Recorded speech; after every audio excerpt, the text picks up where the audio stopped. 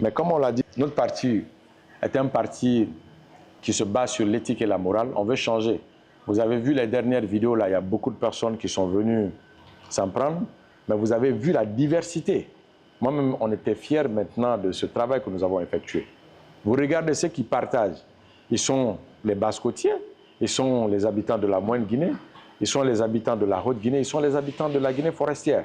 Ce qui veut dire que notre travail est en train de payer. Et je l'ai dit, je le répète, ceux qui pensent que demain, nous allons venir gérer ce pays pour essayer de tromper les populations, s'enrichir, je demande à tout un chacun de plier bagages et de quitter. Parce que nous allons baser notre gestion sur l'éthique et la morale, avec la fermeté. Nous serons sans pitié par rapport à la République.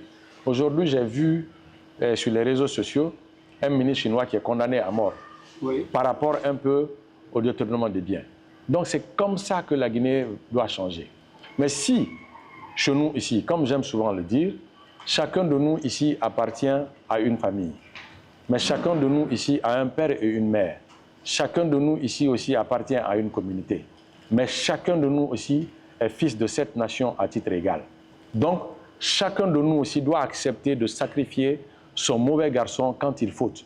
Mais vous allez vous dire que lui, c'est mon cousin, lui, c'est mon père, lui, c'est ma tante. Je ne veux pas que ma tante et mon père soient sacrifiés. Mais je veux que la tante, le frère des autres soient sacrifiés. Ce n'est pas comme ça que la République doit marcher.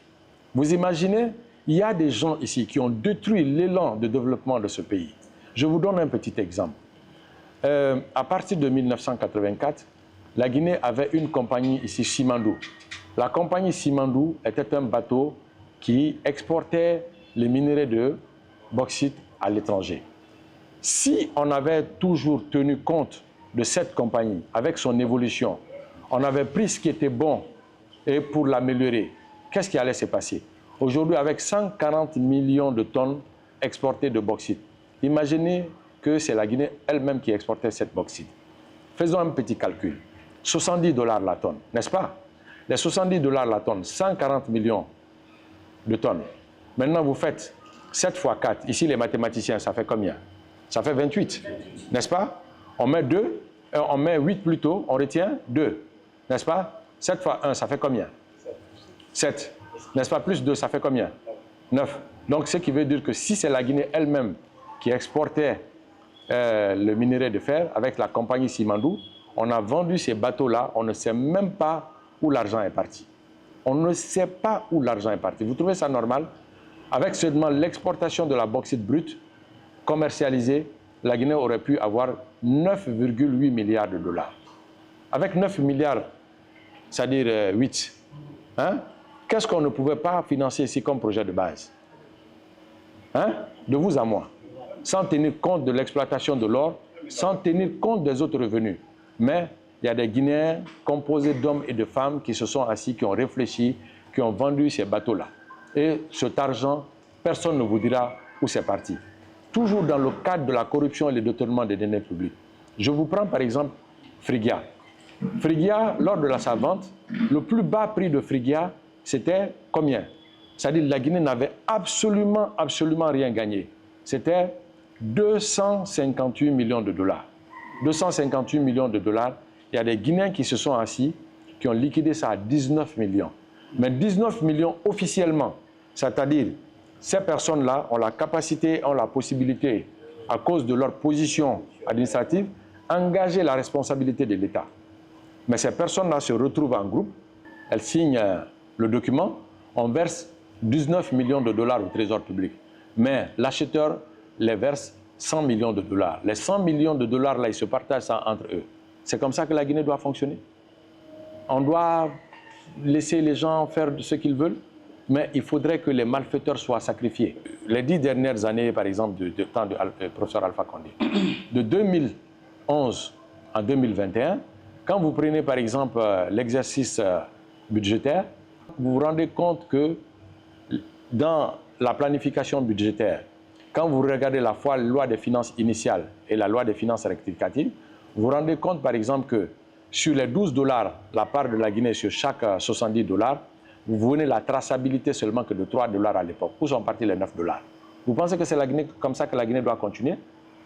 Les 9 dollars, là, quand vous multipliez ça par 80 millions de tonnes à l'époque, ce qui veut dire que 72 millions de dollars se partageaient chaque année par des particuliers. Hein? Vous trouvez ça normal? C'est comme ça que notre pays doit fonctionner? Mais peut-être que le cousin de Mori Kaba se retrouve dans ce lot-là.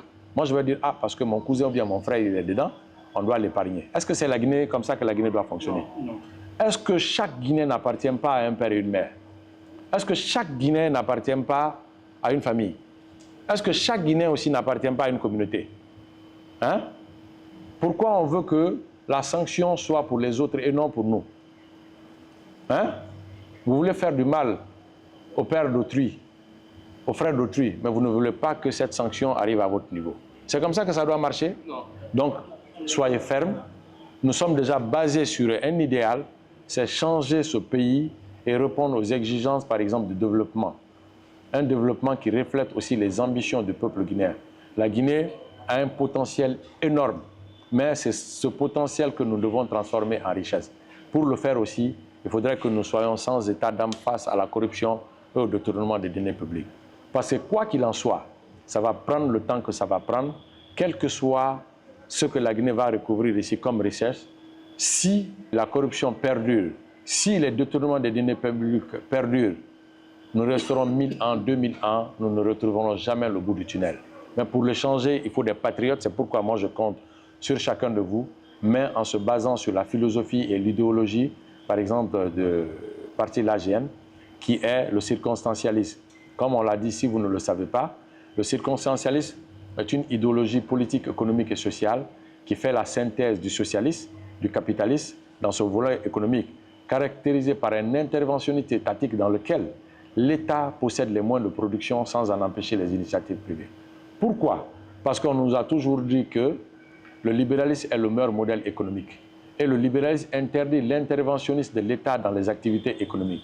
Pendant ce temps, les pays que nous prenons comme modèle, ces pays-là possèdent en milliers les unités de production. La France en détient 1800 et quelques unités de production. Si le libéralisme veut dire que l'État ne doit pas posséder les moyens de production, si la France détient 1800 et quelques unités de production, est-ce que la France est un État libéral? Si l'Allemagne détient 3000 et quelques unités de production, et si le libéralisme veut dire que l'État ne doit pas posséder les moyens de production, cependant, est-ce que l'Allemagne est un État libéral?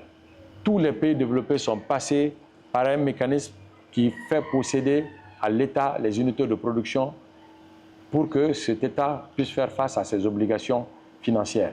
Et je pense que la Guinée doit aller dans ce sens. Nous ne sommes pas pour la nationalisation de tout, non, mais nous pensons que c'est un secteur clé. La bauxite, le fer et puis l'or, l'État doit avoir une grande part d'exploitation dans ces domaines-là pour que nous puissions jouir de ces potentialités et faire face à nos obligations.